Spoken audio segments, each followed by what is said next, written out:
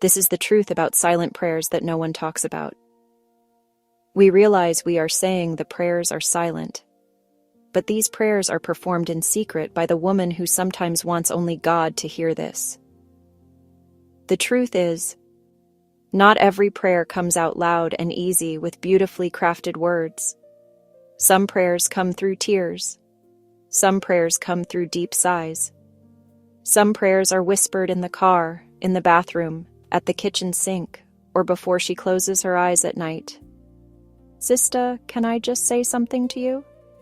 Your mysterious silent prayers are sometimes a result of tremendous unspoken emotions that fill your space and sometimes seems to suck the air out of the room. But let's continue on. Sometimes all you can say is, Lord, help me. At times, that's desperation talking. And many don't talk about those 3 powerful words that come from lips in pain. But hear me well, my Sista, because I have news for you. Those moments have so much power that heaven still hears you. Sista, God is not waiting for perfect words, or perfect timing, perfect endings, or a perfect start. All He is listening for is a sincere heart. So when you cannot explain it, God still understands it.